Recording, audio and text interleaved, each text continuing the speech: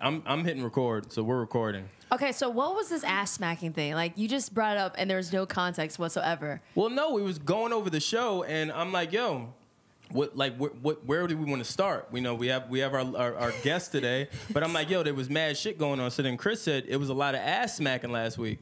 So I said, all right, let's start with the ass smacking. I know if you're listening to this, that sounds crazy just without the context. So that's what the context was. Sounds like a great start to me. That's well, depending on how we want to approach this. But before we get started, as always, thank you guys for tuning in. Grassroots Podcast. Be sure to subscribe, hit the notification button, and be notified for your latest to the greatest episodes. Also, as always, make sure to subscribe to the newsletter. A bunch of new announcements will be coming out as far as a bunch of events we're working on, as well as some really, really cool surprises. So be sure to check that out. And as always, I'm Brandon, Killabh Hall. I'm Erin Ashley Simon, just Erin Ashley Simon today. I'm not Nasty Nas on a Sunday. Don't have my shades in me. Damn, that's right. Young Edgar Allan Poe, what's good, man? Oh, that's whacker. Who are you? First of all, today, nevermore. No. But he ain't no poet. He ain't no poet. She don't know. He ain't no poet. He ain't no poet. I know Edgar Allan Poe. Let's go. Let's start off right then. Let's go, E. I know Edgar Allan Poe, especially when it comes to the Raven, representation of death. The stories, especially, is derivative of that, and just the gloominess when it comes to society and everything like that. And also, did you know that where he lives, it's a tourist spot as well now? And they even have a special grave just for Edgar Allan Poe. Killing your whole I actually do like literature. so that's why I was like, you're very far from being a poet. Word. I'm broke. And damn near insane. Even that's how he died. So even Joe Schmo in the corner who's trying to get some ass today. So he's a poet too? And you know it. Yeah, because he said I'm broke. That's the definition of you're a poet. You're broke. Word. Okay. Yeah. All right. Definitely. Your glasses are pretty poetic. Thank you, Wylson. Looks like a poet to me. Thank you, man. I appreciate it. Yo, why is your hat like perfect? Is anyone else noticing that? Like, it's He just bought it. He dresses up just for And today. that 47 brand, not the new era. Yeah, that's what it is. And this man knows. That's what it is. That's what it is. That's a good hat, sir. I like that hat. Thank you. I'm not a Mets fan, but that's a good hat. Yeah, well, I am Wylson. And our guest today, we normally have this thing. Okay. You got to introduce yourself. We feel like we've always felt, what better way to start a show with a guest for them to highlight themselves and then us highlight them? Sure. Well, So introduce yourself. for those who are tardy to the party, my name is Brandon Robinson. Professionally, I go as Brandon Scoop B. Robinson. I'm a senior writer at Heavy.com, and I have a podcast called Scoop B Radio, which has been in existence since 2016. In 2018, I think we garnered 3.5 million streams. We had anybody from the voice of Siri, Jamal Crawford, Charles Barkley, Wait, hold on. Shaq. I don't mean, you had the... That's a you poet, Oz. You had Siri on your phone? Like That's from, a poet. Damn, here you go. From man. Apple? That's fire. Yeah, so I mean, we're doing our thing. Yo, I didn't know Siri was a real person. Yeah, so there's this woman named Susan Bennett, and she did not know she was going to be the voice of Siri. So this is what happened. So they, if you work for a company or whatever the company was that she was working for, they just put out voices for different things, and then companies pick what they want. So I guess one day she found out she was on the phone, and she was like, oh, she got paid through the company, not through Apple, from what I gathered. Swindle. But she's not the voice anymore. It's somebody else now. They changed voices. Is Siri bad, though? What'd you say? Is she bad? She sounds like she's bad. Well, I did a phoner. But maybe that didn't sound right. But Yeah, I was about to say, that didn't sound right, number one. She got the voice for it. Let me be clear. If you go home trying to kick it to Siri, you're a sick man, my friend. Let me just be very clear. If you're in your phone like, hey, Siri, what are you doing tonight? I've caught many phoners talking to Siri, so. Oh, man. All right, never mind. No, what a phoner is. But continue, Scoop. But judging by Google Images, she's all right. Yeah. No, I mean, so Scoop B Radio, it's funny. We actually, my journey in journalism began at 12 years old. I had a radio show with the Nets when I was a kid, so I'm telling my age, 97, 98. Yeah. Jason Williams, Sam Cassell, Kendall Gill days. And I had a bunch of tapes sitting in a Timberland box. This sounds very New York at this point. Yeah. And so basically, throughout my journey, I was on the scene before the digital age. And so you tell people, I started when I was a kid. Okay, so how do you prove it? I had interviews in the box with Kendall Gill, Dikembe Mutombo, Scott Burrell, B.J. Armstrong. when I had like this squeaky voice. So it's like, why don't we digitize it? And Scoop B Radio is not a typical podcast. It's more like a journey or a time capsule. That's how it started. And what happened was basically we digitized those tapes, and then I started doing new interviews, just picking up the phone, calling people that I hadn't spoken to in a while. So I had retired NBA player Tim Thomas talk about the time he and Kenyon Martin got into it, and just a whole bunch of other stuff, and had interviews with Kenny Smith. So basically, just made it more modern, and it started 3 years ago, and it's been mentioned in various publications like even ESPN The Jump. So it's just basically a time capsule that kind of got popular, and we're still going. Okay, What's up? Nice. That's pretty fire. I'm gonna be transparent with you, Scoop. Sure. When you sent me the text message with your title, I was befuddled. So to give you guys context, right? Me and Scoop have been talking a while to try to make this happen because we've been fans. Me and Erin have been saying, yo, we have to have him on the show. So you're here, which we're thankful for. But in the midst of doing Kyle that, brought him up yeah, too. and Kyle brought him up too. Shout out to the boy from Philly. In the midst of us doing all of that, I'm like, all right, like I'm privy to a lot of your background and what you've done. But your title that you wanted was very specific. Why that title? Just because of all of the things that you've done. Why that?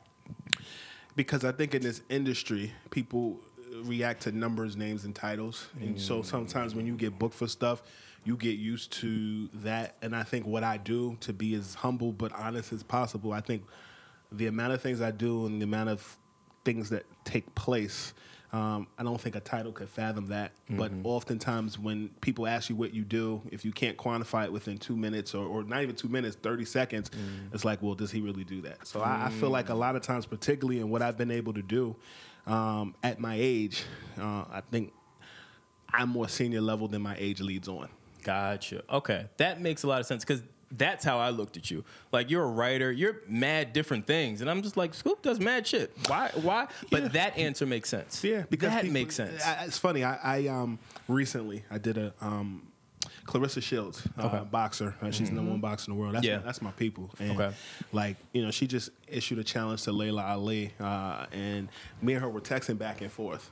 I don't know if basically, well, yeah. So I don't know if she wants that smoke. I'm just gonna be honest. Nah. But Yeah, that's what I was she hasn't boxed in 10 years. She hasn't boxed in 10 years. Yeah, but She's gonna wash her. Yeah, Clarissa will wash her.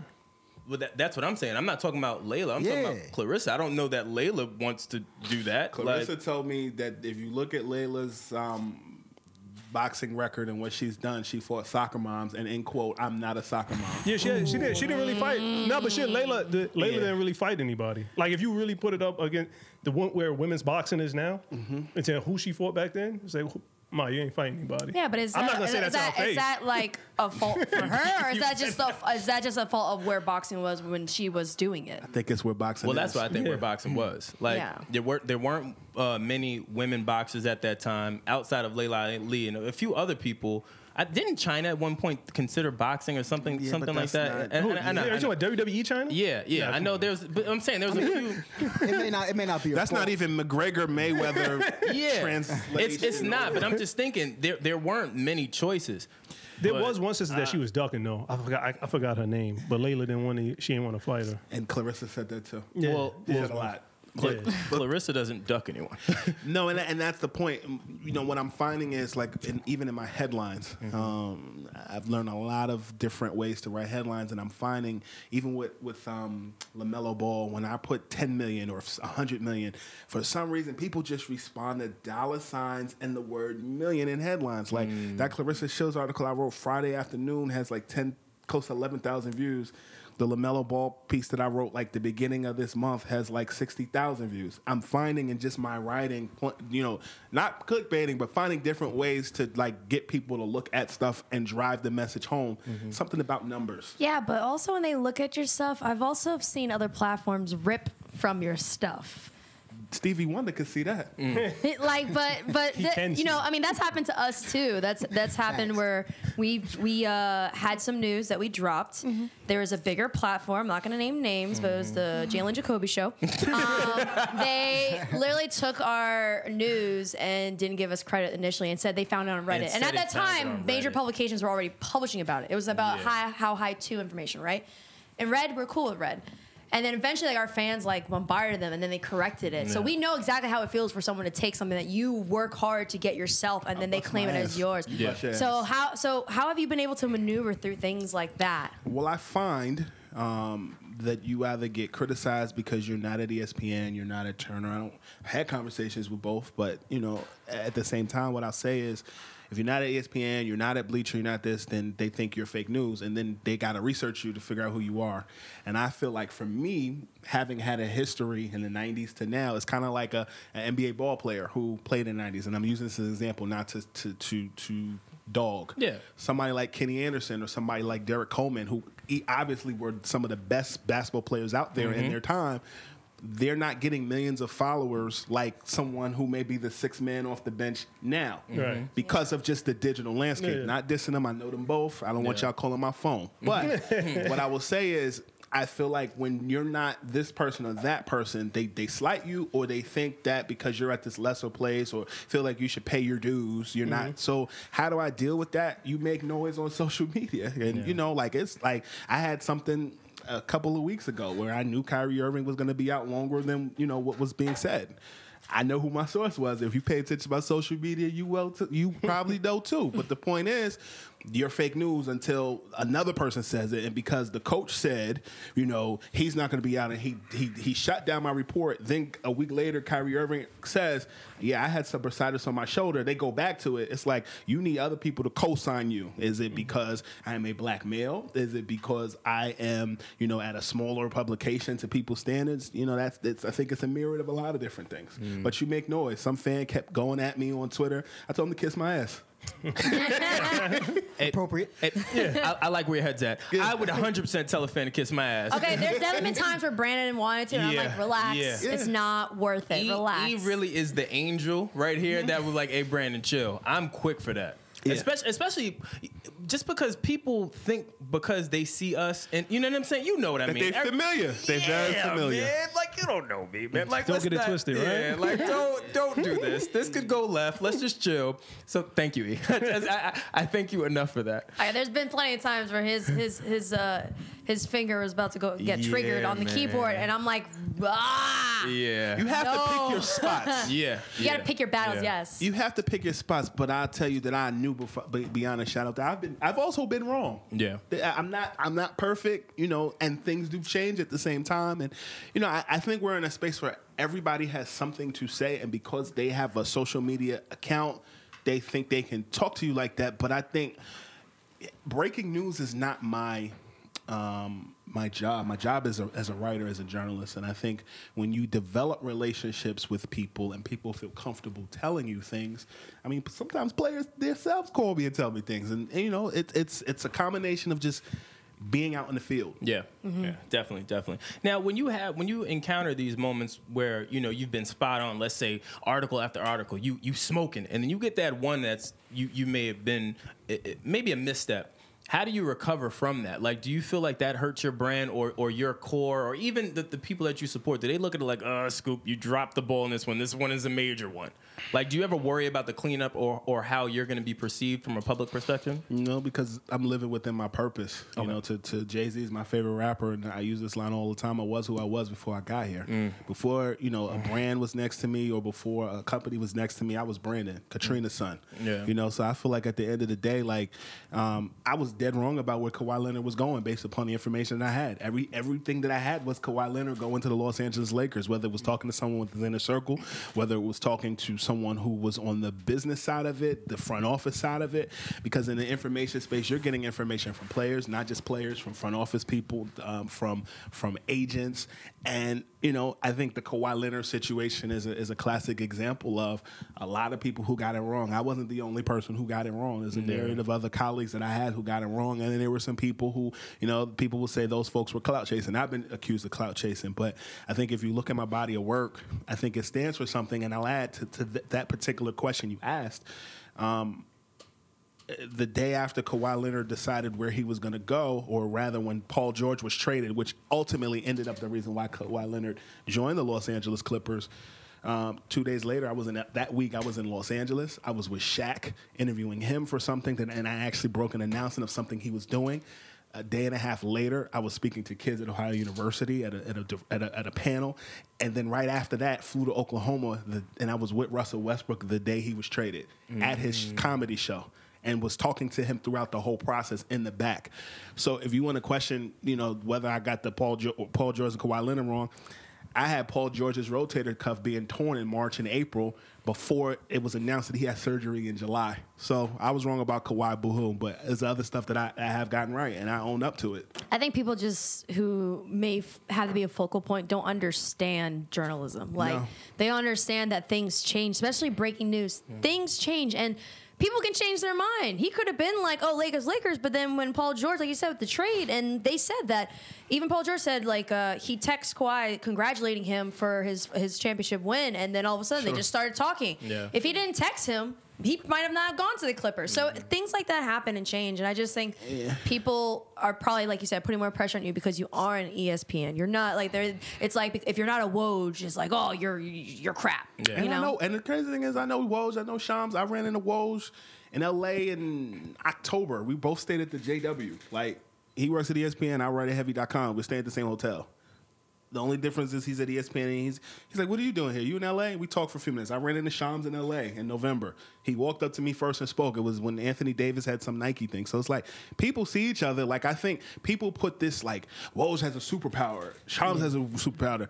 Maybe they're a little more senior than me, and they're at a network, but we're still people. We still put our pants leg on one leg at a time. And I'm not trying to be like them. I'm being myself. Mm-hmm. But even when you were wrong, you were right. Because if Paul George didn't get traded to the Clippers, he was going to L.A. Right. So, it is what it is. Even when you're wrong, you're right. It works out. But even when you think about that, right? So as you start to kind of navigate through journalism, right? At what point do you feel like it started to get easier, right? Like, you know how when you first started out, even when we started doing this show, it was a grind, right? Because you know nothing, you're out, you're just working, right? And you have these brief moments of, oh shit, all right, this is working, or maybe these people are starting to kind of fuck with me a little bit. And then you have that moment where, oh no, I know what this is. What were some of those moments for you? Or what was maybe one moment where you felt like, oh no, I'm respected out here now. Now people are starting to get it. I think I've said this since I was a child. You're only as good as your last story. You're only as good as your last word. And I think Erin can relate to this too, because we blur the line of journalists but also personality. And I think I think a few oh shit moments was like, okay, number one, last season I was on my player mode of NBA 2K, which was cool. And then you go to parties and stuff, and then you're in VIP with these guys, and you're having conversations that blur the line of journalism or blur the line of that. And there's certain things you learn, Jay Adonde, who's now a professor at Medill, but, was at ESPN and LA Times for years, said, the moment that, somebody has a bottle of something in their hand, it's assumed it's off the record. Everybody doesn't follow those small rules. Just like you watch Michael Jordan, and sometimes when he's playing defense, he can contort the way his opponent was moving by, like having his hand checking days, but you can put your hand on their waist and kind of move the way your opponent goes when they're in the post. Those are little things like that in journalism where those are things those are taught through the greats. One of Jay Adonde's mentors was Michael Wilbon, who covered the Bulls during the 90s era of championships. I think, to answer your question directly, I think it comes from just experience and being out there in the field and not being so caught up on the social media side, but enhancing it with actually face-to-face communication. There's no replication for that. So I think the parties, and then when you see people at one function and they recognize you from another and they see you, and then you start exchanging phone numbers, and don't force it. Let it happen. There's been times I've been with certain athletes or certain celebrities, they're like, yeah, call me, you got my number, right? I'm like, well, actually, no. Yeah. And then you put in your phone. I think there's a cadence to it. It's almost like, hollering at a lady and trying to get her number. Don't force it. Let it happen organically. I think that's what journalism is. It's funny that you say that, though, because I feel like as a woman, it's like I never asked for their contact number. Even if I do talk to them, there have been some athletes recently who a lot of people have been talking to me because they want to get into esports and gaming. So I've been talking to their management and stuff like that. And there's a few players that I've actually spoken to, and I'm like, hey, and I was like, okay, let's have a conversation. Give me what's your manager's contact information? They're like, no, you can take mine. But I never assume that I would get their number because especially as a woman, it's like I have to move even more a particular way. I think also kind of like a blessing and a disguise for me was that I also think there's like a different level of respect that I get because I was a D1 athlete and I played at UK. So I know a lot of the guys at UK. So like they don't treat like especially when certain basketball players, they don't treat me that way because they know that I know Carl or this person, that person. But it's also just like you said, it's a balancing act. But even like the way that you balance it is even still a little more different than how I have to balance just because I have a vagina. Yeah, but that's Yeah. the truth. That's I was gonna say something slick. You know what? Yeah. I like it. Yeah. It's a good point. As you were saying it, though, I was like, yeah, that's Come on, let's stay with vagina. But even still, we were talking about this is. last week, though. It's important, though, because there are fine lines. We were talking about this last week. Remember, Wylson, on last episode, we were talking about how certain artists, or when you're around certain celebrities and stuff, that certain people don't know how to act or how to interpret those interactions where you wind up either, setting yourself up for success or really just destroying it and leaving the worst impression you can possibly leave that you don't want to leave. So I look at those moments like, at what point do you feel like you pull away, right? Like what is that gut feeling that you get in conversation? Do you think that can be taught, or do you think you either have it or you don't? Well, I didn't play sports in high school, but I was always big, tall, black, and kicked it with word? the nerds. But I kicked it with the nerds. I kicked it with the athletes. Yeah. And I went to prep school. So I've always been able to have a rapport, I think. But every journalist is not the same. Some people, this is the highest point they've ever been. And they kind of geek, some, not all, geek out and fan out. And so I think the more and more you're around it and the more practice you get, I've been in situations, there comes a point sometimes when you get information and some athletes cut you off, and then sometimes you reconnect with those athletes later on. Or, because you got to remember, some of these guys are 21, 22, 23 years old. I'm in my 30s. So I may see life differently than they do. Most money they've ever had. So I think there comes a point where you just you kind of dial into high school and college, and you kind of just use your instinct and your gut. And sometimes when you cross over into genres, it's an interesting thing too. A couple weeks ago, I was in Tallahassee, Florida, and was with Juvenile. And that's so random, by the way. That's I love those stories. Those are the best stories. Those are the best stories. It's those down south stories. Yeah. So I played in a celebrity basketball game in Tallahassee, Florida. Shout out to my guy DJ Demp. And basically, he had a celebrity basketball game on that Friday. It's his whole birthday week. And that Saturday, there was a concert. Trina performed, Jeezy performed, Juvenile performed. And I went up to Juvenile, hey, you got a few minutes? I want to talk about the New Orleans Pelicans. He goes, nah, you can reach out to my management. I'm like, this sounds like some NBA shit years ago. Yeah. Like, I'm past that point. But that's music. So it's different. He don't know me, I don't know him. Yeah. Jeezy, it's like a brick wall. Trina, she talked all day. Yeah. Trina, my mother's name is Katrina. Miami, I have family from Florida. There's a commonality It's easy, there. easy connection there. And she's a woman and I'm a male. So I'm turning on high school or a college charm to get the interview that I need. And so I think Jeezy, it felt like Jay. So I was like, you know what? I'm good. Yeah. Certain people have different relationships with different people. He was on this, I just don't want to be bothered by. I left it alone. Yeah. Yo, bring up video games. Yeah. I'm telling you. Really? I'm Yeah, telling 100%. you. I've seen people's faces go from being like cold stone straight to then we're talking about video games like, oh, wait, what? You know about video games? Like, I've seen grown-ass men, like, geek out on some, like, I'm a kid kind of vibe, just talking about video games. I've actually built relationships a lot more with people in music and sports because of us talking about video games. And you're a pretty woman. I mean, but that, yeah. Mixed with talking about video games. No, I'm not hating. You're a fucking unicorn. That is Power of the vagina. It is the cheat code. What, human cheat code in the flesh. Yeah. But also, no, but I've also seen how other people, like even when Brandon brought up video games, it's just a whole different dynamic. So I guess I'm giving away the spiel, but if you're a journalist, talk about video games. If you know how to talk about video games, that's talk real. about video games. But that's real because we discovered that. What episode did we discover? Oh, with Little Brother? With Little Brother. Long story short, Little Brother came on the show. Shout out to them.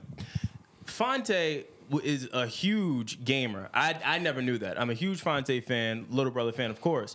But I never knew he was a gamer like that.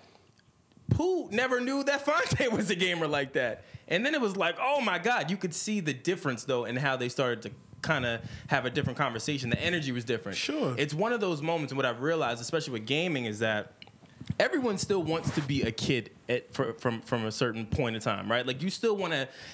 You're adulting all day long to the point where you just need that one moment to be a kid. And for us, gamers, it's games. So any minute you can talk about a game with someone and it's like a hidden thing for them where it's like, oh, no one really knows this is my thing. And it's like, oh, you're opening up this cocoon. It blossoms. You know what I mean? Yeah. That's a good point, E. Yeah, no, that's fair. When I was in college, I still to this day, we were talking about this. I had you on the Scooby Radio podcast. We talked about Sega Dreamcast. Yep. I feel like it's one of the most underrated video game systems, and it was so ahead of its time. It was revolutionary. Because it was the first system to have the internet. Yep. We used dial-up, of course, but damn. Yeah, right? Is that Dreamcast? Yeah. Yeah. Oh, do those you were the remember the days. dial-up though? Oh, the struggle of that. Trying to. Yes, Brandon, noise. for the millionth time, we are the same age, bro. You're older than me. I'm not. No, what are you talking about? Lies. They have like it sounds weird, but an age off. They never know they never want to tell who's older or who's not. He's they call older. each other old. He says he's old. He says he's older. All the. I know the answer to this, but our fans don't. I think it's a pissing contest for both of y'all. But I'll say there is something about your era, particularly because of your background with Joe, that I think you got a lot more on-site training that most of these digital guys not coming at you don't have. Yeah. Where you had to do a lot more. You had to package the album. You had to sell an album. You had to sell out your trunk.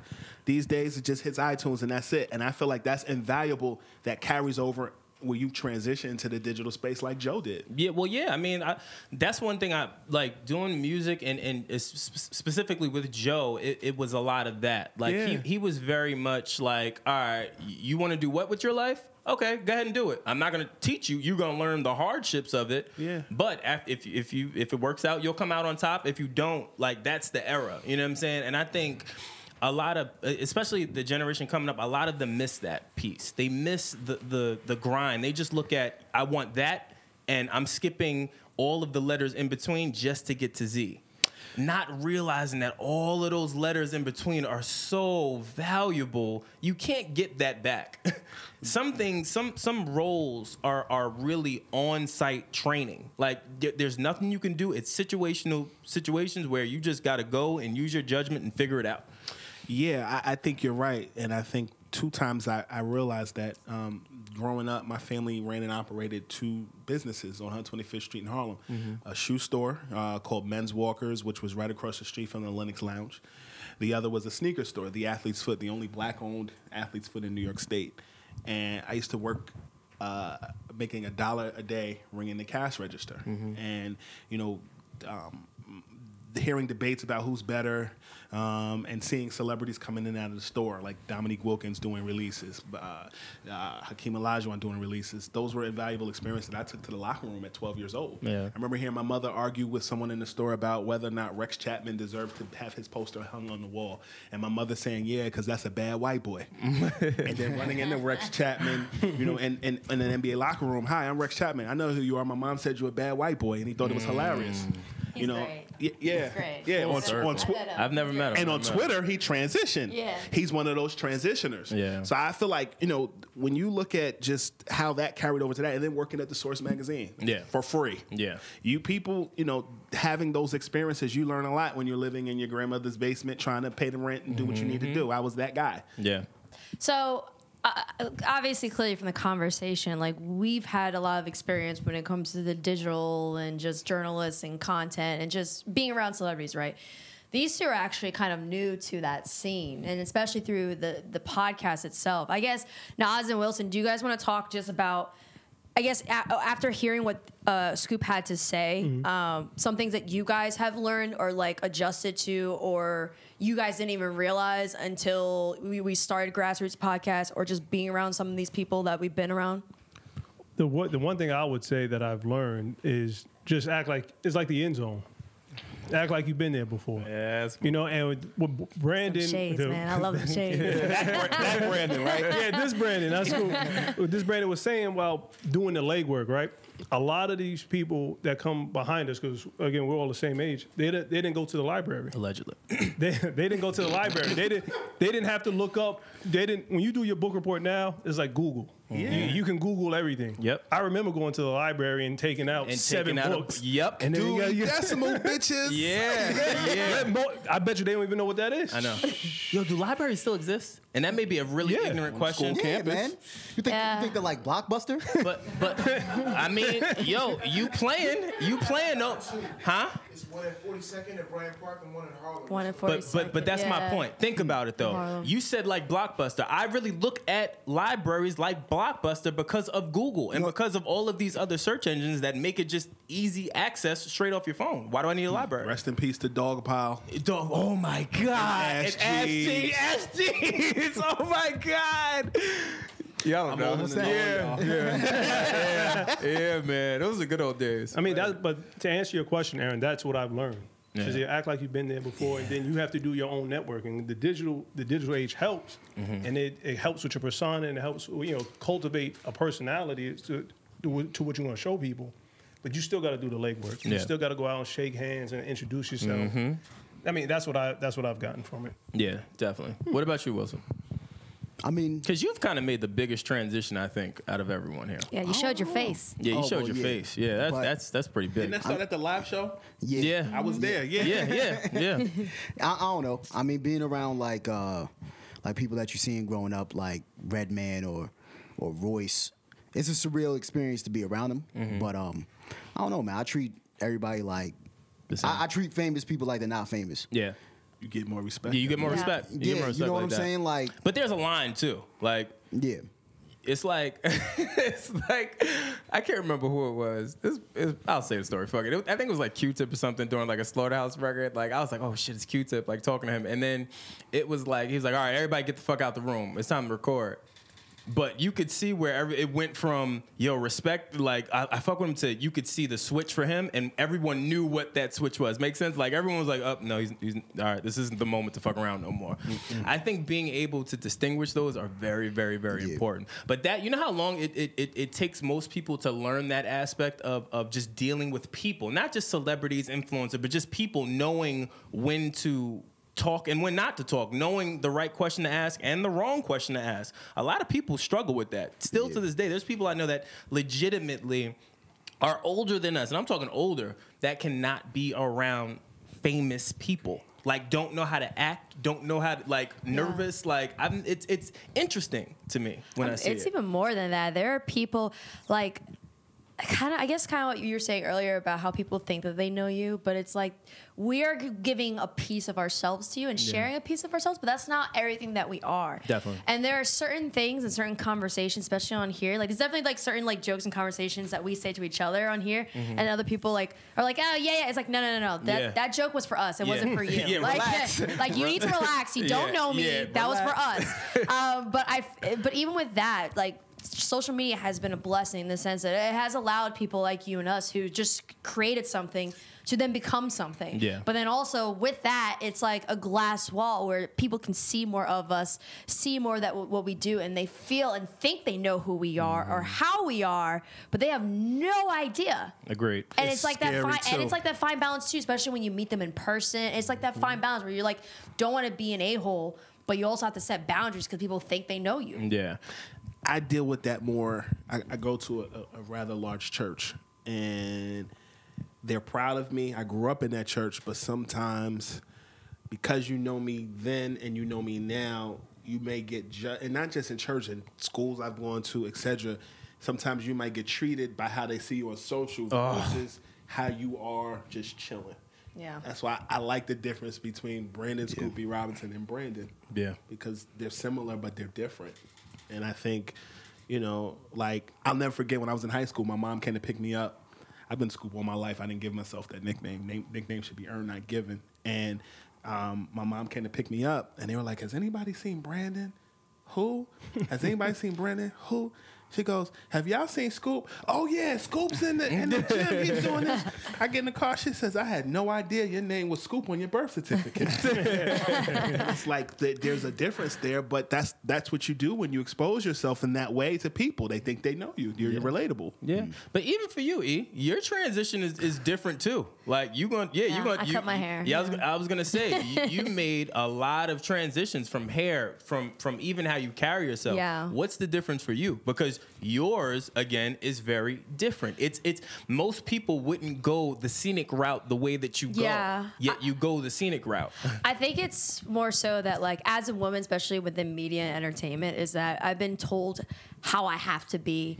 I've been told that, I can't do content for this platform because I'm not dressing more feminine or stuff like that, right? And I've had so many people tell me that, and I just got tired of it. I'm like, even like, and this is not a bad thing, but like even for like Revolt TV, like Diddy's very particular with who he has on. Yeah.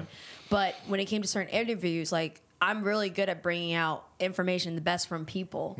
And I had an interview, I forget who it was, but it was a really good piece, but because I didn't fit the aesthetic, they didn't put it up. Yeah. So I said, all right, like, and that's no shade to Diddy or Revolt, I understand, but I also think that it's very outdated to have the whole, a woman has to look this way or that way. Like, yeah, I get it. Sex does sell, right? But it does? Yeah, I just found out yesterday. Matter of fact, I think I found out on your social media. But I think that what people have to understand is what people consider sex appeal ranges differently. Yeah. Like, there have been times where people, like, there are people that think that, and that's not to toot my own horn, but just how certain men interact with me, they think I'm, like, super sexy. And I'm like, you are. I'm like, but I'm in a hoodie. That's the humble. No. Relax. There's some people. There have been some people asking about you too. Don't get it twisted. And then Nas like, but I just started, like, I guess for me, I just started to realize, because I'm starting to see just these different women that are killing it, that don't fit the status quo, and I'm like, I'm gonna be myself, and I think that. Once I started to be myself and accept that and showcase that, it was actually when more opportunities have come. And now those same platforms that didn't want me are now hitting up my agents. Yeah. So it's just like, I guess people have to understand that the industry is very bandwagony. They'll tell you that you don't fit the status quo, but the second you're popping, now all of a sudden you fit the status quo. Yeah. So that's why, like, I'd rather live in my truth, be myself, and showcase that. And I think that, and I think also part of the reason that, I guess what contributes to my success is that people love the fact that I'm being me. Like, there's so many people that try so hard not to be them, and they're like, you know what, we support her because you're just trying to be you. And I think that also adds on to the sex appeal of me being confident in who I am, and etc. So it's kind of like a full circle moment going on. Yeah. I think most people love someone that knows who they are. That there's a sexiness in confidence. For sure. You know what I'm saying? No. Like, well, you said something, and I don't know if you caught it. You said people think I'm sexy, and I said you are. I don't know if you heard me, but let me clarify that. There is a level of sexiness in someone living their truth, living their light, knowing their purpose. And I've watched you. You and I first met at the Global Spin Awards. Oh, yeah. And there was a lot of people there. You laughed at a picture I posted on Instagram. It was a picture with Tahiri and Joe. Tahiri was there. Busta Rhymes was there. And you were at Revolt. And there was a light that was on you that I don't think you saw just yet. I don't know where you were on your journey, but I see a light that shines on you. And that's important, and I think the rebrand or whatever it is that you were doing, your light shines. There's when certain people are getting to their level or where they're going, I think God or whoever you believe is the creator gives you what you're ready for when you're ready for it, when you realize this is what I'm supposed to be doing. And it's clear that that's where you are in your journey. And also I think it's just about saying, like, not just saying true to yourself, but just people think that good people struggle more in the industry, and yes, it does, but also it's a long-term success, right? You could be, you could hang with certain people because they'll get you where you need to go. You can ignore certain people, etc. It may give you like quick success, but ultimately, being nice and being a good person will get you farther, way farther in the industry than if you just kind of like act like you're part of the celebrity group, or you're bigger than people, right? Because you never know who knows who. I've had so many opportunities just going to events and talking to someone while everyone else ignored them. I talked to them and then finding out. Like, I think there was one time I went for the 40/40 Club, and Nicki Minaj was having a thing there. And it was me and a few other people. And, of course, everyone wanted to talk to Nicki Minaj. And then there was a guy who came up to, I think, me and this a few other people. They ignored him because they're like, who's this guy? I talked to him. He was nice. He didn't, like, try to, like, aggressively hit on me. Come to find out, he's on Nicki's team. He's like one of the people who's in the cut that you don't know is on her team. Yeah. And he was just chilling at the time. And he was like, and for that, he was like, I'm more willing to connect you to her than them because you actually took the time to be a kind person and actually talk to me. Well, that's the thing, is I think when even in this business, it's so easy to go the scenic route of just doing grimy things. You know what I'm saying? I think for people like us, it's easier to sleep at night when you know that you don't. You know what I mean? And I think it's easy to get sucked up or wrapped into the game or the industry, is whatever you want to call it, and not realizing you could lose yourself really quickly in the same fashion while you're trying to go chase whatever it is that you're chasing. I would agree. My mom and my stepfather, who raised me, often would say to me when they would drop me off to school, remember who you are and whose you are. You know, and I think many people, as I talked about, certain journalists, this is the hottest they've been. This is like the zenith of where they are. And it's like, who am I? Yeah. And I think knowledge of self is an elongated process. Definitely. Do you think that Odell is on that journey right now? Because he slapped that cop on the butt. Do you think? Hold on, give the fans some context of what happened. Well, after LSU won, Odell was kind of amped in the locker room, slapped the cop on the cheeks. Cop turned around, didn't really like it too much. Ass backing, full circle. It's full circle. And then I think the cop got mad because he started rapping to him. And it wasn't a cop, you know. It was a security officer. It was a security It was officer? not a police officer. Yeah. Yo, man, keep your hands to yourself. But do you think he's on that journey? Do you think he knows who he is? This is what I will tell you is I know Odell's mother. And conversation. Scoop, hold on, we can't have jokes and then you say you know his mom. Scoop, like Jesus Christ, Scoop, So like come on, bro. It was him. It was regular Nas. Yeah, I'm still Tim. Like Jesus, Scoop. So, reset. In my journalistic journey, you know, covering sports, mainly basketball, but also, you know, dovetailing into other sports, I know Odell's the person who raised him, his mother, and one of the things that she voiced to me was, you know, she always raised her son to express himself, to be a law-abiding citizen, and to do what he's supposed to do in life. Yeah. However, he still is in his 20s. And he looked a little drunk. Yeah, A little really drunk. He was lit. You could see it. And I think, you know, there's been times where I've been off the clock and I've still stepped foot into an NBA arena and maybe I had a little drink. You got to know when to stop. Yeah. And I think that in that instance, I think he was doing a little too much. I think he knows who he is. Yeah. I also think he wants to get traded.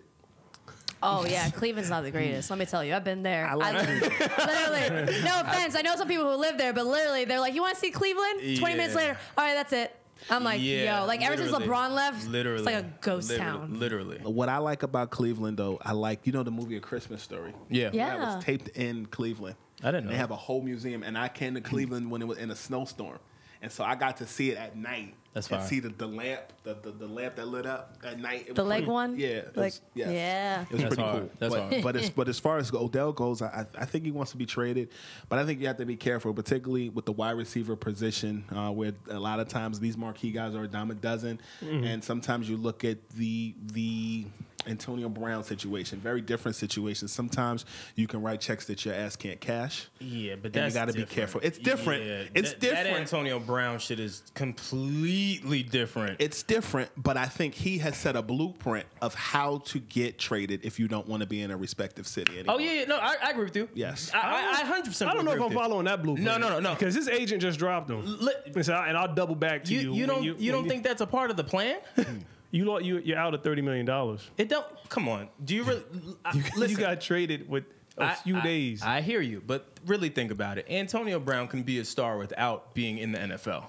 Yeah, he can be. He can has rap. the social media influence. 100% he does. He has the charisma. He has that. He has tapped into a personality that could sell. I could see him being a reality TV star. Huh? Easy I mean, money. we already saw with Ocho Cinco still being around, still doing Easy. stuff. Easy. Because he has a Cinco's- personality. Ocho Cinco's agent, who actually had the same agent, if I'm not mistaken. Rosenhaus? Yeah. Yes.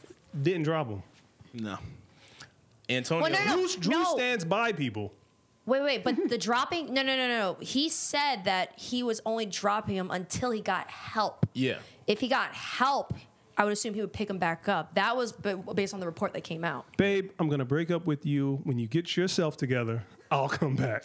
I was just hollering at them girls. I'm going to get right back. Coming right back. But listen, that's a recipe for a breakup. It makes sense to me in my head. You think he's winning?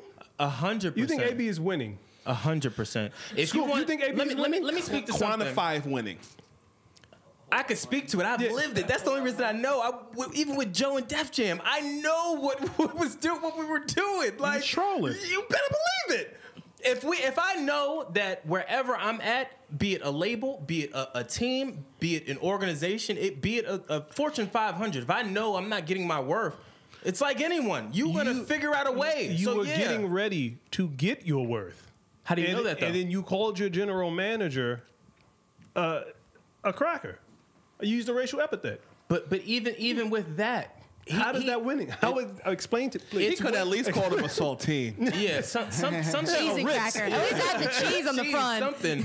How is that winning? I get what you're saying, but the win probably for him is, if I get out of this situation I'm in, it's a win. See, the thing that messed him up was that young lady coming out with that situation in New England. And in that process, I wonder, okay, say I had stayed in Oakland and chilled. Right. Would that have come out? It's kind of like Kyle's over there in Philly. They say the word drawing, meaning you're drawing a lot doing of too much. You're doing too much. You're drawing too much out of pocket, doing too much, drawing attention to yourself. Right.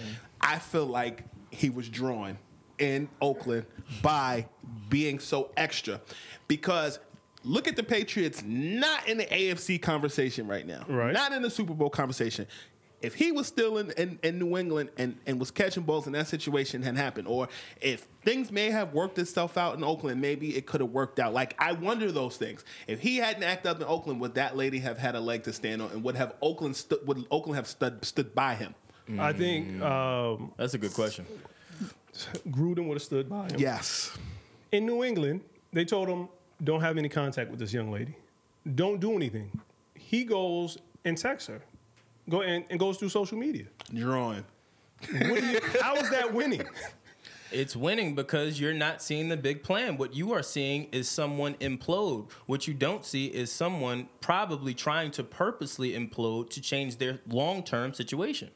But I'm confused because he's outside of football. But see, that's the thing. Everybody thinks that being like, I'll use myself example, not related to Antonio Brown. Right. Do you want to get signed by ESPN? Do you want to get signed by Turner? Like, yeah, but I'm not just gonna be happy to be there. Yes, thank you. In that instance, that's what I'm saying. So is he gonna make more money out? So that's why I asked you to quantify winning. Are we talking winning in football, or are we talking about branding outside of that? Yeah. And if it's branding outside of that, what kind of money are we talking about? To me, reality TV. Loving hip hop, maybe you're not making that type of money in loving hip hop. Depends. Okay, yeah, we'll go with that. You would know better than that. It depends. I will say. Depends on who you are. It depends on who you are. Yeah, and it depends on how good you can negotiate. Profile. And you just took the words right out of my mouth. It depends on your profile. So I'm not saying you're both wrong. I'm just looking at and digging into it deeper. I mean, I really don't see it, because it's like, if I'm a company, why do I want to work with AB? He can be hot or cold, as quick as the minute changes. Only reason is because, again, it goes to your value and your worth. Like, it's almost like, think of controversy sells. Yeah, it's almost like thinking of college scouts going to a college game, going to look at certain athletes. Perfect example would be Aaron Hernandez. Perfect example of someone that embodies nothing but the physique of a football player, the skill of a football player, but just has shown some traits of being maybe a little off a little bit, right? But still being looked at as potentially being an asset. Some companies will take the chance knowing that they'll get their return. They'll already factor in, he's going to get in trouble. He may do something illegal. We know that. The Chicago Bulls brought in Jack Haley when Dennis Rodman was traded to San Antonio? From San Antonio there, because Jack Haley was Dennis's the late Jack Haley, because he was best friend, was his best friend. The Lakers hired Jack Haley, or brought him in and got him paid because he knew that Jack had Dennis's ear. Yeah. And so they took a risk because they knew there was something different about him. One of the first moves Greg Popovich made was trade Dennis Rodman. When you think about it, that's crazy. But I think teams factor in that. We're not comparing Dennis Rodman to Antonio Brown at all, and I do think that there are some things that he needs to fix, at least even if he's pretending to fix, meaning domestic violence or threatening women. It's a non-negotiable. It's not tolerated. But he also wasn't caught on tape like Ray Rice was. Yeah. So that was just bad. It's one of those things that just right now the optics have to. He needs to sit down and be quiet. Maybe somebody needs to take his Twitter account. Yeah. But I think he will be in the league much faster than Colin Kaepernick will. Because wait, deep dive into that one. Hold on. That was a nice take. Scoop, you're not about you're not going to sail over that. Pimpin'. Let's circle back to that. What are your thoughts? And I know for viewership, I know we're jumping all over, but again, it's not very often we have people like Scoop here that can give us the inside information. Give me the inside scoop. What do you think on all of that with Kaepernick? Because I'm be honest, like they know this, and the viewership knows. I just started watching football this year again. Okay. I took the break. I stood with Cap. I kneeled with Cap, rather. Not stood. I kneeled with Cap, and I was fighting the fight. Guess what, Scoop? I don't even know what I was fighting for, so I'm watching the NFL again. My point is, do you think doing all of that and given the last tryouts that he had, that was helping or hurting him getting back into the league? And do you think his agenda is actually to get back into the league or to stir up the league? I think it's to stir up the league. Smart man. Smart man. Think, when I saw him wearing Kunta Kinte, a T-shirt, I said, damn, that was that whole week me and my mom and stepdad took to watch Roots every night. Yeah. I was like, yo, you're really trying to educate folks on what it is that it is, but what is the ultimate goal? That I don't know. I don't know Colin Kaepernick, but I do think it's a conversation that has been ongoing. When you look at police brutality, that's always been an issue, but I think in the digital space, people are able to see in real time, whether it's cop body cams, whether it's, what's being said, what's out there, that, there is a problem of race. And the issue is that in racism, you have to have conversation. Racism is taught in the home. Race is taught, or the belief that a brown crayon is lesser than a white crayon or a black crayon, that's taught at home. It's even, within African American and Hispanic community, you think you're better than. It's a belief. If somebody's lighter than you, they think they're better, or they're darker, they're inferior. I think it's a deep-rooted conversation that we're a grass-rooted conversation that we're forced to have. Yeah. And so I think Colin Kaepernick in this instance is the conduit for it. I think Colin Kaepernick, the way he was raised versus who he ended up becoming, was based off of realization. From everything that I've read or heard, he was adopted, he's biracial, and how do you fit into that context of who you are as a person? I think he's finding that out himself, but I think at the same time, a lot of people feel that he's wasting their time. I wasn't in Atlanta, but I know that it seemed like the NFL was trying to control his narrative, and he saw it. And he went to work somewhere else, to work out somewhere else with people who he knew. I mean, when you look at this objectively, you were going to be put into a situation where there were no cameras, and you were going to have some receivers that you never had worked with before. I'm sure you guys are all professional. You do this podcast. I'm sure you can adjust with working with other people, but you know what you know, who you know. You know their sweet spots, you know their weaknesses, etc. And I think in that instance, he didn't maybe need the NFL. Or he did. I don't know. I think in this instance, people saw the workout. So there could never be a discussion of he's not elite. The minute he threw, Adam Schefter put out a tweet, a league source told me that Colin Kaepernick's arm is elite. Duh, we all watched it. I think this kind of showed in real time in social media, maybe you don't need other people to create what you have. I don't 100%. Know. I think that workout to me showed that, and I think he got the last word, and I think the NFL wanted to control his last word. Well, they kind of got the last word. Didn't they sign one of the wide receivers? They did get the last word business-wise. Yes, they did. Petty. Yeah. Is that it? Yeah, that's it. I mean, but Patty Batty. That's it. At what he doesn't really leave them much choice though, and not saying that they're right. I get what he did. They're 100% wrong. Yeah, 100%. But it's like, think about it. Think about if you're the NFL, right? Okay. And you hold this combine workout, whatever. Yeah. That's moved. You then go to this new location, new workout, and then you see the person that all of this hoopla has been around for how many months now, years or whatever at this point. And the first thing you see is him take off a Kunta Kinte shirt. I mean, take off his shirt, and you see a Kunta Kinte shirt. For them, they probably looked at it like, oh shit, yeah, we fucked up. this probably, we shouldn't have played with him like that. But on the flip side, I just look at forecasting. I look at how does that help him long term, long term. Got the contract with Nike. Yeah. But way past that, you kind of set yourself up as being this rebel, at least to the public eye, of being the wild card. We don't know what you're going to get. So was Malcolm X. So was Nelson Mandela. So was Muhammad Ali. Absolutely. And for that's why I think it makes sense to him. I understand, like, looking at it, I understand what he was doing.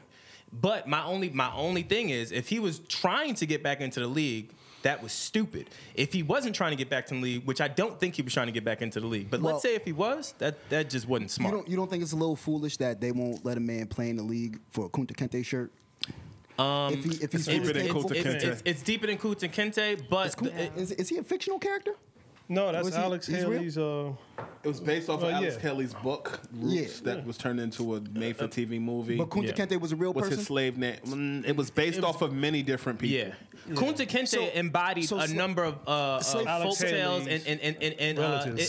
Slavery existed. Yeah, correct. So you don't think it's a little bit aggressive for them to not let the man play in the league, or even to let that stop them in any way from letting him play just for a Kunta Kinte shirt? I think the NFL is not as forward-thinking as the National Basketball Yes, Association. and that's a lot of it. Well, also, that's a people huge have to problem, realize, though. too, that the NBA wasn't as forward-thinking as it used to be, even with David Stern, True, right? David true. Stern helped build the NBA, but he also didn't allow them to wear basketball shorts a certain way, or even he had the biggest issue with Allen Iverson. So I think, like, with the NFL, at the end of the day, business is business. Whether we think they're doing something wrong or right, it doesn't matter. They're going to do what they want to do. But isn't it kind of weird? Because I think, who was it? Was it Tim Tebow? Yeah. Or somebody took a knee during it Tim was a white Tebow. guy. Hold on, not the NFL thing, but somebody was taking a knee for abortion during the national anthem. White dude. Tim Tebow.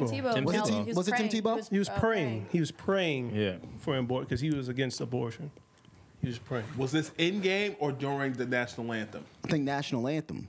Let's He look was this taking up. a- Yeah, look it Chris, up. can you Look look it it up, Chris, look please? this up. Yeah, look it up. Tony Reale.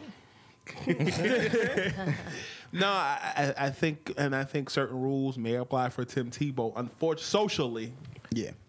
just like I think when you look at Michael Vick, I think dog fighting is something that goes on in the inner city that mainstream maybe didn't know existed. It was Tebow, and it was. Wait, Tim what was Tebow. it at? 2009 BCS. It was Tim Tebow kneeling at the 2009 BCS championship game. He kneeled down before the game, and he had the John 3:16 on his. So he was in college. He was in college. But I thought he did it. He did it in the NFL too. when he played for Denver. Right. He 100% did it when he Yeah, played. he did. That was called Tebowing, but I'm not sure if that was for abortion or not. I don't think that was for abortion. That's when he started to brand it. Okay. Well. And, He was still kneeling. He was Yeah. Tebowing. and you know those rules may apply differently socially because of how he's beloved. Yeah. In a way that Colin Kaepernick not only kneeling before the national anthem but having an afro and pumping his fist. It's very Olympics taking. It's threatening to people. Well, I put Tim Tebow in this. I'm my fault, Wilson. That's all good. I put Tim Tebow in the same breath with Eric Crouch. Both of them are crybabies. They didn't want to switch their positions, but that's neither here Yeah, nor but there. if you have a problem with afro and a fist, you're racist. Like, you're racist. There's no way around that. Explain your train of thought, please. If you have a problem with an afro and somebody holding up a fist, you have to be racist to have a problem with that. True or false? I take that and raise you. my mom, who's a teacher, is black. If she has a problem with a guy wearing a Fonz leather jacket and has spiky hair, does that make her racist or someone like her racist too? Well, the leather jacket and spiky hair isn't associated with race. The afro is, and so is holding up the black power fist. Sure. So to have a problem with that, you're racist. You gotta be in some type of way. I see where you're coming from. I think people were intimidated by cornrows and tattoos for a long time, black or white. My mother didn't like Allen Iverson wearing tattoos. She didn't like loud hip hop music. She didn't like cornrows. But I do know that when my parents were coming up, there were a lot of people who were not of color who were intimidated by the '60s, where people wore afros and pumped their fists. I think sometimes I can't give everybody the attribute of racist, but I can at the very least say were intimidated. Yeah, well, I'm more so talking about the NFL. Okay. You said he came in there with his fist up and the afro. Yeah. For you to have a problem with that as an organization. Well, let's even bring it back a little bit more Like, what with would the your beef? NFL. What could your beef with that be? I think that it's. I feel, especially when it comes to black quarterbacks, it's a lose-lose situation. Yeah. Honestly, it is a lose-lose situation. If you're not speaking out, if you speak out, it's a problem. If you choose not to speak out as much and you want to do it in other ways, oh, you're an Uncle Tom. And even on top of that, right? Just historically, just the perception of black quarterbacks is that if you're a black quarterback and you're a mobile quarterback, then you're a bad one because you can't throw. Yeah. And I know Michael Vick got a lot of that problems. But some now, of that was Michael Vick's fault. well, and not to say retrospect. and not to say it wasn't, but also even now, that whole perception of black quarterbacks is out. You can't say it anymore. You have Patrick Mahomes. Yeah. Who else? There's a few others, but they Russell can throw. Wilson. Russell Wilson. But they're safe black quarterbacks. There's a difference. Yeah. Oh yeah, they're safe. But even if they are safe, Yeah, I get what you're saying. even if they are safe though, they still are going to be judged more harshly than some of the other white quarterbacks. Agreed. Because no matter what, they're not Brady, they're not Peyton Manning, they're not what have you. They're not clean. Yeah. I saw Ryan Leaf on TV. How the hell did he get a job? Like, no, if you really think about Ryan Leaf's career, why is he up there on ESPN talking about anything dealing with quarterbacks? Because he speaks the king's language. And I was gonna say, and he's charismatic though. He's charismatic. Which that, adds to that, that. that adds to it. you know who's good though? You know who's been really good, and I'm really impressed? Tony Romo. Oh yeah, but I knew that though. But he has a made-for-TV persona. Even if you He look at also his dated and interviews, married well. yeah, I can't stand yeah. Tony Romo. Oh, Tony Romo's so good. He's trash. I didn't say all that. He's on the Yeah. Cowboys. I think all Cowboys are trash. Yeah, I hate the Cowboys. I hate the Cowboys, so I'm never going to give them credit until they retire. Yeah, word. but what I can say is when he comes to broadcasting, he actually is calling out plays well in advance. He is And actually, he knows what he's talking about more than some of the other people. There are quite some people in sports that have no idea what He's they're a talking student about. of his craft, Yeah. which translates from the football field to the anchor desk. I know Isaiah Thomas, NBA Hall of Famer Isaiah Thomas, very well, and I feel like I like him more now on TV than him making that transition in the early '90s, because he's a student of his craft. You know, you play Indiana, you study under Bob Knight. That's one of the best to do it. I think certain people transition very well based upon their knowledge. Kenny Smith transitioned well in basketball. I'm gonna be honest with you. I don't like Isaiah Thomas. You don't. Simply because he destroyed my Knicks. He did not. That's the only gripe I have. That's the only gripe I have. That's the only gripe I have. He destroyed my Knicks, man, So for you years. hate every NBA player that was not a Knick. So basically, every team this year. No, I don't like Michael So Jordan. basically, every player this year, he. I don't like Michael Jordan. Stop it. I don't like Michael Stop Jordan. it. You can't say you don't like Michael Jordan, man. Sometimes I dream Word. that he is me. What he did to the Knicks, man, I hated when the Bulls came to town. Yo, man. MJ was disrespectful to the Knicks. It was some of the greatest childhood. You didn't. He wasn't sharded outside. on the Knicks. Yeah, 100%. Yes. Well, because he was like, he didn't want to be.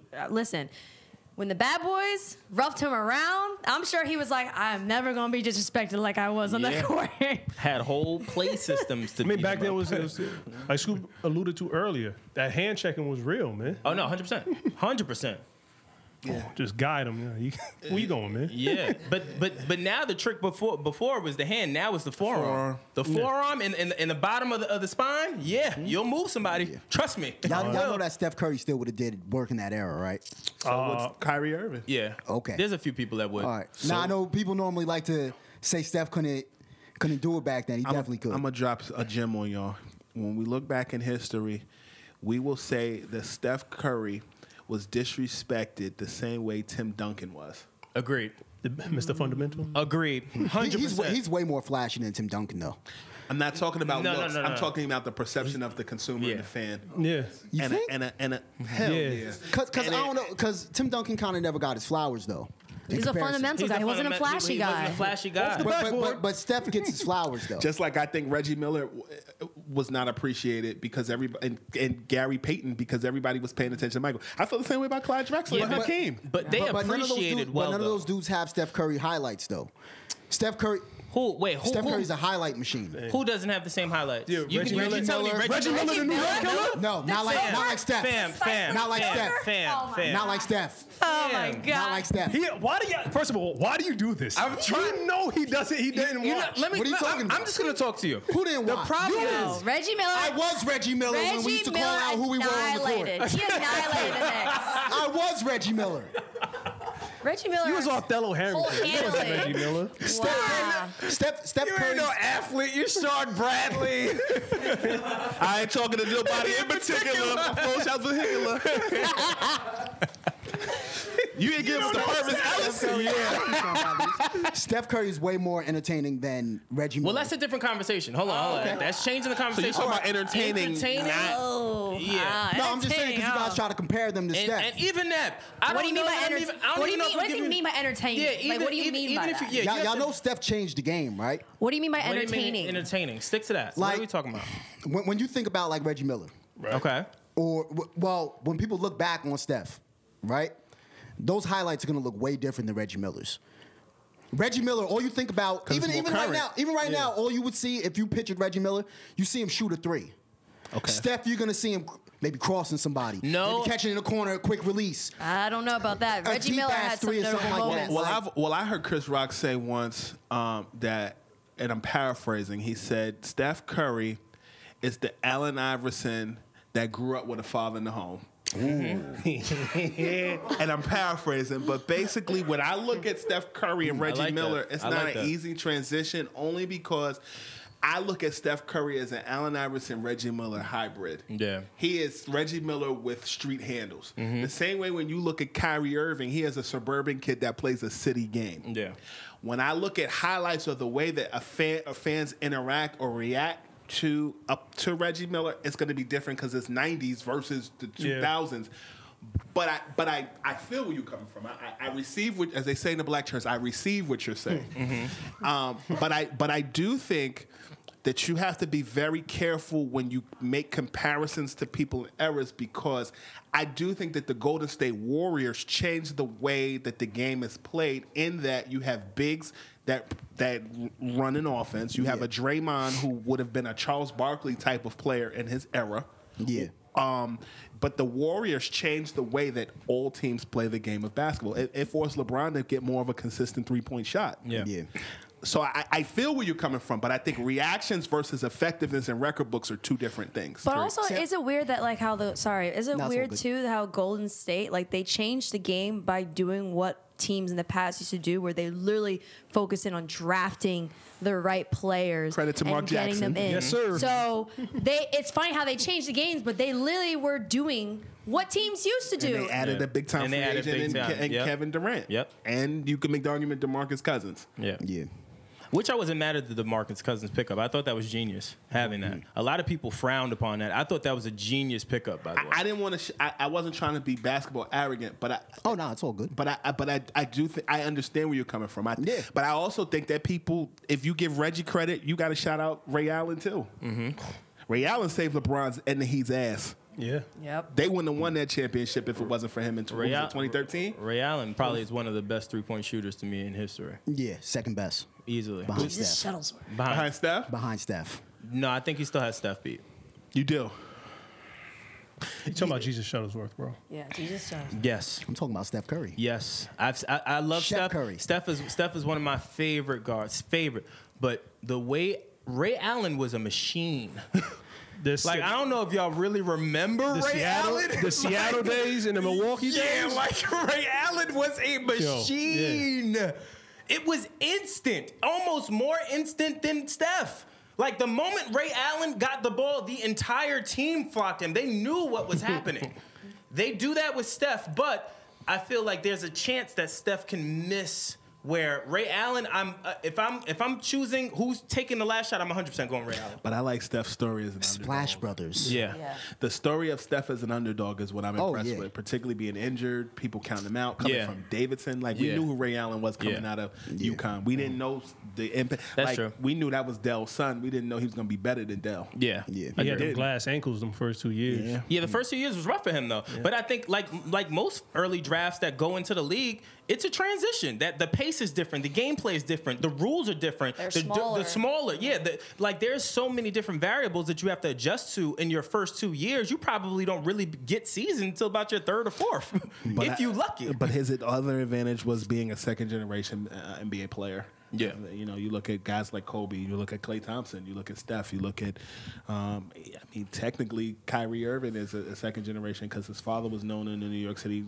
street ball circuit. His godfather is Rod Strickland. Yeah. So I think that knowing, like, J.R. Reed, who played with Dell and Charlotte, told me one time, like, Kendall Gill told me this too, that they used, like, Steph would be around the team and he would go on team trips on the plane sometimes and would entertain the team by singing Michael Jackson in the front of the plane. Like, he knew what it was like to be literally a independent study on how to live the life of an NBA player. Yeah. So despite the injuries, he still persevered. That's hard. This is really random, but you know who I feel like, and I still feel like that still to this day, that just I thought he was going to be so much bigger than what he was. JJ Redick, man. JJ Redick, for me, he reminded me a lot of Allen, Ray Allen. Coming out of college, like, he was automatic, and then it was just But no, he had a pretty consistent career. He did, but did you ever foresee him, like... He's the white P.J. Brown. Yeah, like... oh, shit. That can shoot. When you said P.J. Brown, I just picture him fighting the Knicks. But yeah, fighting the Knicks. Oh, man. All right. Oh, yo, real quick, since we're getting random. You mentioned church a few times. Yeah. Right? Yeah. You go to all black church? Yes. Let me ask you a question. What's up? I visited my mom's church, right? Uh-huh. All black church. Uh-huh. I'm talking black, right? Mm-hmm. Not black. Black. Like, yo, they got these beautifully, like, I'm not sure, stained glass. Yeah. Colorful. I'm looking at it and all of a sudden, white Jesus. My church doesn't have a white Jesus stained glass. It is a black Jesus. That's weird, right? I mean, Because I turned to my mom, I'm like, you heard what D.L. Hughley said. what is this? Who else could turn water to wine? Yeah. I don't normally do this, but keep the party going. Yeah. So that That was said. All right. That was said. Yeah. Good. Oh, that was sad? Yeah. No, I was just making sure it wasn't just me because I thought that was weird. No, I mean, yeah, my church has over 10,000 members. Yeah. In my church, and the church the church that I belong to it used to be a pornographic theater, and they bought it. Go on. And they bought it and renovated it and Talk about being saved. Yeah, and the stained glass in the front is a black Jesus, like nice. with the shackles broken. Stand corrected. Yeah. Wow. I stand corrected. That's You dope. were right. He colleges. It was DL. My hitter. All right, we're not gonna hold Scoop. I'm here. Scoop, thank you. Yeah. Thank you, man. Yeah. This was really great. Yeah. It was. I mean, PJ Brown with a jump shot. Yeah, that's funny. do you remember when he was a net? Yes, he was a net. And when he was a net, it was just like, fam, what's happening right now? Yeah. I remember I used to be a Nets fan, and I got some sense. They used to have the McDonald's packs. Yeah. Yeah. One of the first basketball games I went to was a Nets game. Yeah. Yep. I think mine was the Knicks. Yeah. My parents are big Knicks fans, Yeah. but it's a little quiet in my household these days. Condolences. I know, right? Word. Right now, it's Sad, man. I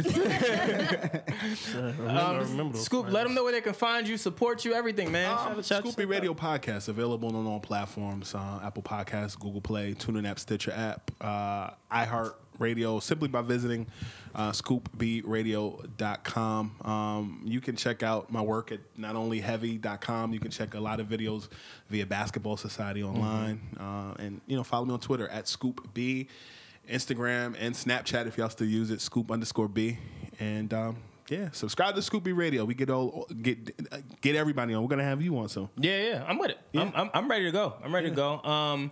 For those that don't know, also again, Scoop is one of the people that you kind of want to follow when you're trying to go on this journey of media, right? Like I found like throughout the years, I think I'd met you years ago, literally with Joe, and I always found you to be very thorough. Like extremely thorough in a chaotic business, which is admirable. So I wanted to say that to you. Thank you. And for those, again, tuning in, as always, please be sure to subscribe, hit the notification button to be notified for the latest to the greatest episodes. We also want to thank Scoop for coming on and sharing his wisdom and words with us. As always, newsletter. Can't emphasize that enough. There's some big announcements going to be coming out in that newsletter, you guys. I'm telling you, and if you're a part of it and subscribed, you will get it first. Same thing with our group chat. I think that's all I got. Let us know what you guys think in the comments and reach out. I'm Brandon Killabh Hall. I'm Erin Ashley Simon. I'm Regular Nas. I'm Wylson. And Scoopy. Brandon Scoopy Robinson. We out. Peace. Hey. Grassroots.